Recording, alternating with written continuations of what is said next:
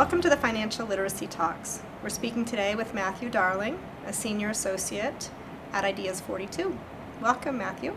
Thanks, Audrey. Your project is Do Financial Health Checkups Prompt Behavioral Changes? Can you tell us a little bit about the main objectives of this project? So what we wanted to do here is set up a financial counseling session that sort of put a lot of the decision-making burden right in the session. So you think about most financial checkups, it's much more of a go through, talk about your system, talk about how to set up a budget, and then there's a lot of sort of homework where the next day you're supposed to, continue to save money, continue to have good financial behavior. And what we wanted to do here is really set it up so a lot of the decision-making, a lot of the action is all up front. So you're sitting down with a financial counselor, and in that hour, you actually make some decisions that would be affecting your further financial health, instead of saying, well, you've done this financial health check, now go home and live it. Can you go into more detail about the design of the project? Basically what we did is, there's the one component which is your standard financial counseling session. So you meet with a coach, you talk through your budget, you figure out how much discretionary income you have, you go through a credit report and just discuss the components of your credit score. And I think that's something that's been done in a lot of different ways, a lot of different places. And what then we next wanted to add is all these behavioral interventions that were opt-in. So we try to encourage people to set up to automatically pay their credit cards or utilities.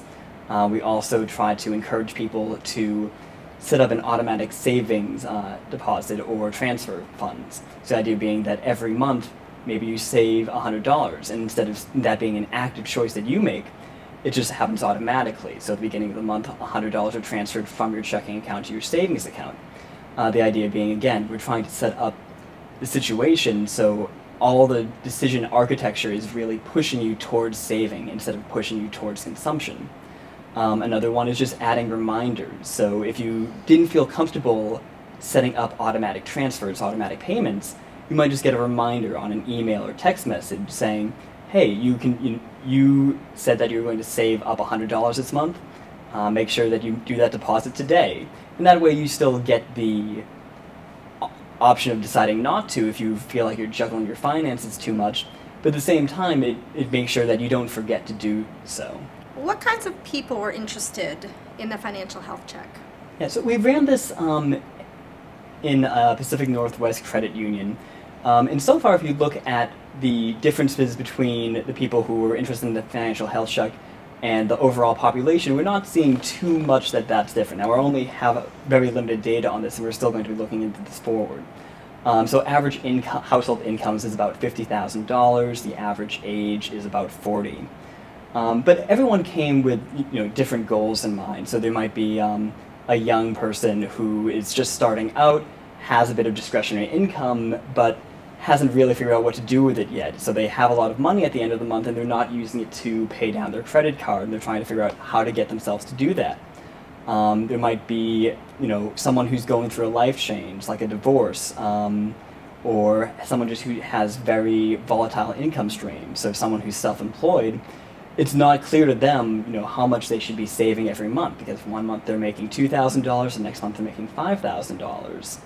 And so there's a lot of, we try to customize it as much as possible for all these different populations to make sure that it would be what they were looking for, and also have a lot of advice and information that would be valuable to everybody.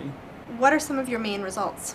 We're doing preliminary work right now. We're hoping to keep going on forward. But it does look like having gotten the financial health check really does make it easier for you to save, especially at small amounts.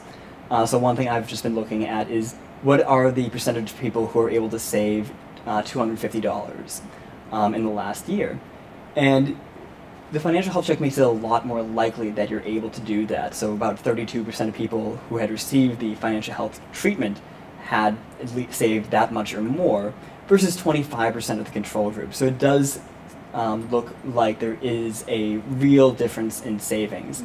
And the great thing about this is that because a lot of this is due to the automaticity, this stuff is going to be going forward, forever, hopefully.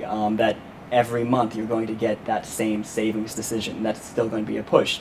Whereas a lot of other counseling sessions, maybe it gets you motivated, for a short time period. So after the session, you go home and you just work out a budget, and the next couple months you adhere to it, you stick to it, you track your finances. But after 6 months after that, a year after that, you sort of get off of track, and there needs to be a supplement or another meeting. The idea here is that you are automatically kept on track. If you decide, well, I'm going to cancel this automatic deposit, I'm going to cancel these automatic transfers, you have the ability to do so, but that the default is going to be still pushing you on savings and still keeping you on that path.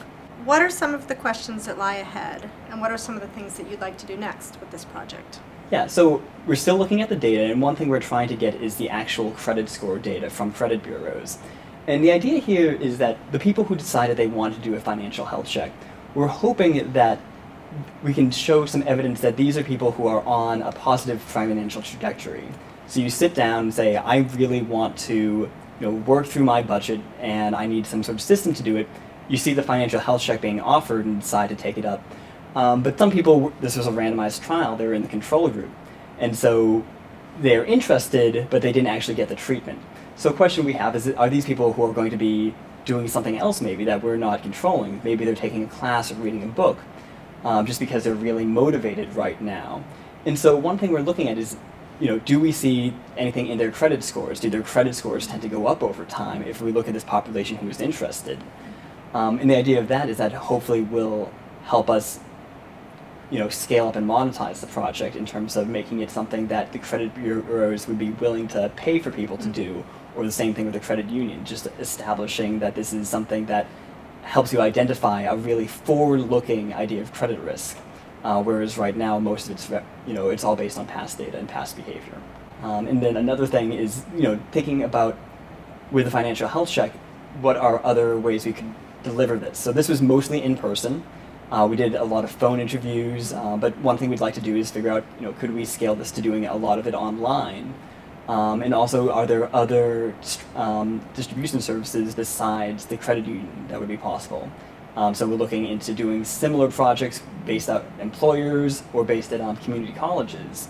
And the idea here is, not only are you automating your finances, which helps your financial health, but having that taken off your hands hopefully helps you concentrate more on other things. So with the employer, we're hoping it helps you with job performance, and then community college, we're hoping it's going to help you with grades and retention in that program.